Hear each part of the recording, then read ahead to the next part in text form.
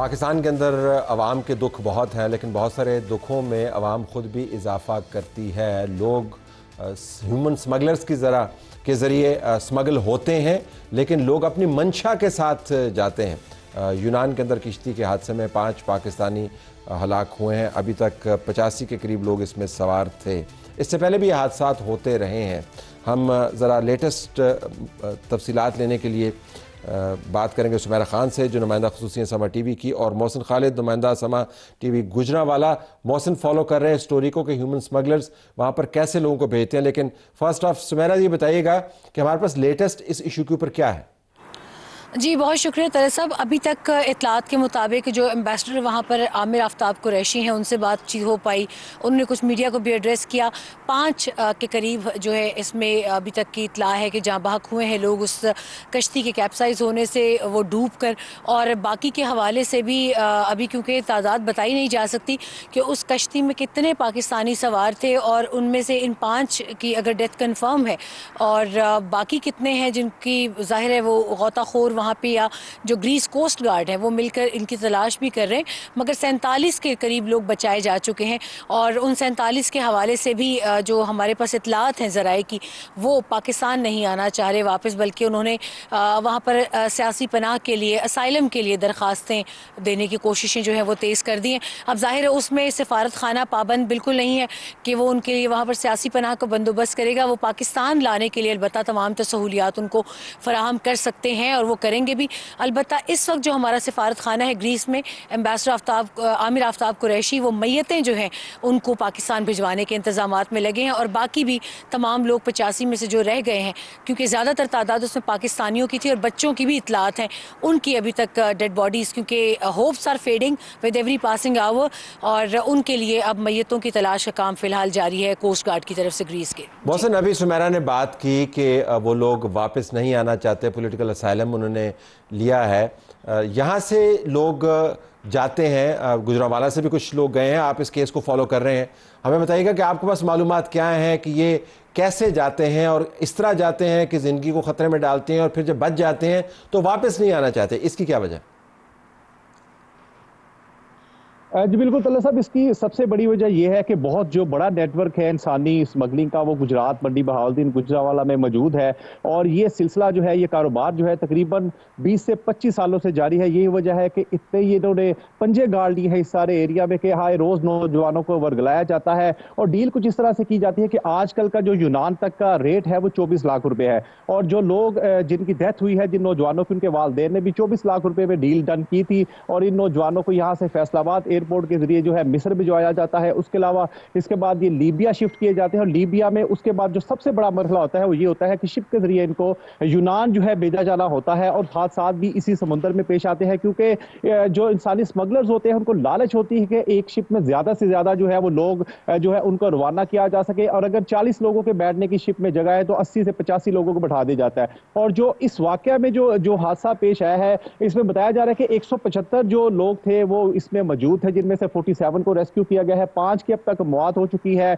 एक जो है नौजवान कामों की का है, उसकी डेथ हुई है। गुजरात, इसके अलावा मंडी बहाउद्दीन और पसरूर के नौजवान थे जो इसमें शामिल थे। और जो नौजवान कुछ बच के हैं जिनको रेस्क्यू किया गया है, उनका यही कहना है कि हम हालात से तंग आकर जो है बैरून मुल्क के लिए रवाना हुए थे, और हमारे साथ जो बात की गई थी, जो डील डन की गई थी, उसको पूरा नहीं किया गया। हमें खाना नहीं दिया जाता रहा, हमें फोन नहीं दिए जाते रहे। इवन के हमें जब हमने सहूलियात के बारे में जो उन्होंने पहले हमसे वादे किए थे उसके बारे में पूछा तो हमें वहां पे एक सेफ हाउस में रख के तशद्दुद का निशाना बनाया जाता रहा। और जब ये किश्ती डूबी है, इसमें सवार होने से पहले भी नौजवानों ने अपने खदशात का जो है इजहार किया था। उनका ये कहना था कि कश्ती इस काबिल नहीं है कि इसमें 175 या 100 के करीब लोग बैठ सके, क्योंकि छोटी कश्ती में अमूमन 30 से 35 लोग बैठते हैं। इसके अलावा लोगों ने यह भी बताया कि उस कश्ती का वॉकी टॉकी काम नहीं कर रहा था, GPS काम नहीं कर रहा था, लेकिन इनको जो है जानवरों की तरह जो दोष दिया गया, अंदर जो है डाल दिया गया कश्ती में, और यही हुआ कि कश्ती जो है डूब गई। बिल्कुल, ये जो आपने मौसम बताया ना, ये जो आपने मौसम जो आपने बताया वो 2023 का आप हवाला दे रहे हैं। 2023 के अंदर इस केस को हमने भी कवर किया। सुमेरा, अगर मैं आपके पास आऊँ,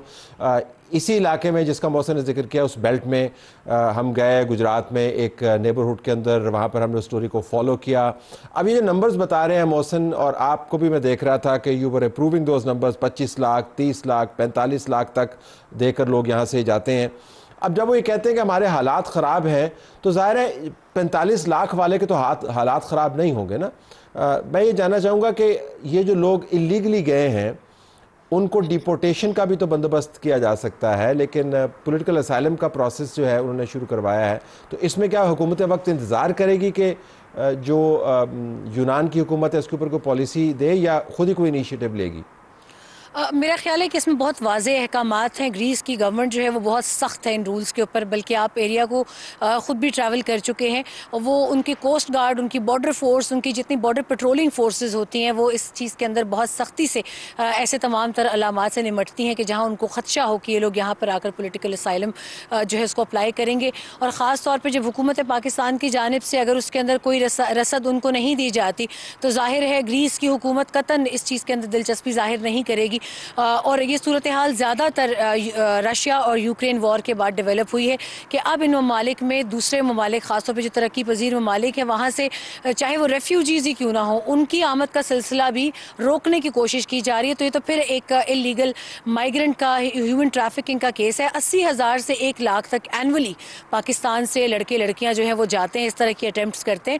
और ये जो सदर्न कोस्ट बेल्ट है ग्रीस की, यहाँ पर वैसे भी पेट्रोलिंग का जो पानियों में उनके इंटरनेशनल शेल्फ वाटर्स है उसके अंदर उनकी पेट्रोलिंग बहुत सख्त होती है।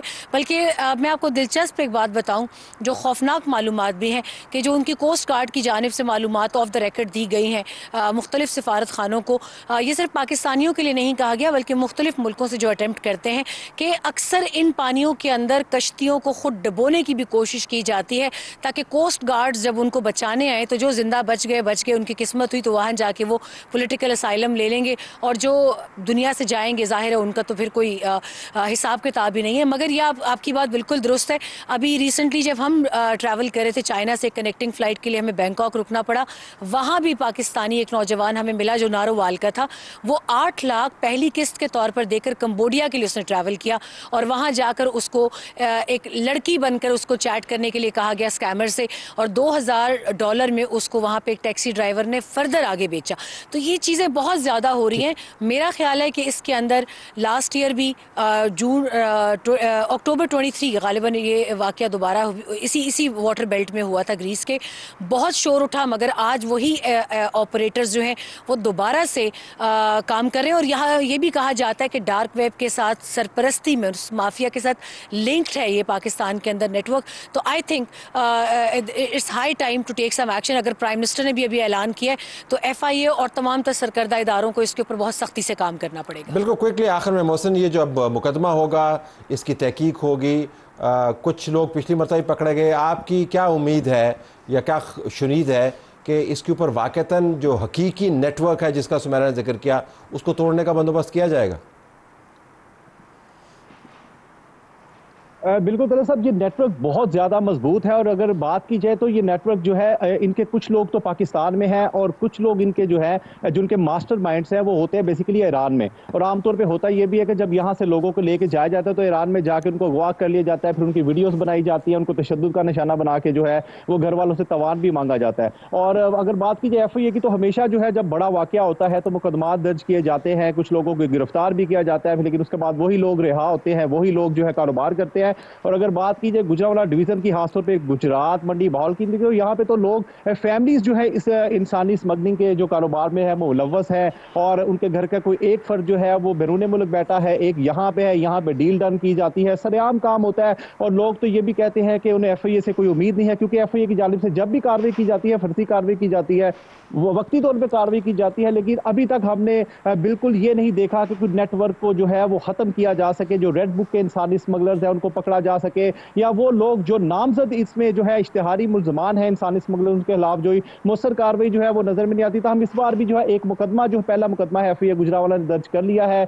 जो जाँ भाग होने वाला नौजवान है सुफियान, उसकी वालद के बयान की बिना पर FIA ने अपनी मुद्दत में मुकदमा दर्ज किया है और अभी तक मुल्ज़मान जो है कोई भी गिरफ्तार नहीं हो सकी। इस पहले मुकदमे में भी 6 लोग जो है वो नामजद किए गए, लेकिन अभी तक कोई भी गिरफ्तारी जो है अमल में नहीं आई। सबको सब कुछ पता है, अगर नहीं पता तो हमारे इदारों को नहीं पता, अगर नहीं पता तो उन ख़ानदानों को नहीं पता जिनके सामने ये ट्रेजेडीज़ होती हैं और अपने हाथ से, अपनी जेब में से लाखों रुपए देकर अपने घर के बंदों को मुंह के मौत के मुंह में झोंक देते हैं और फिर कहते हैं कि हालात ख़राब हैं। अगर आप लाखों रुपए दे सकते हैं तो उनकी जान की तहफ़्फ़ुज़ और उनके रिस्क का बंदोबस्त पाकिस्तान के अंदर भी किया जा सकता है। लेकिन ये वाक़यात होते रहेंगे जब तक ये नेटवर्क ना पकड़ा जाए। देखते हैं इस मरतबा क्या होता है।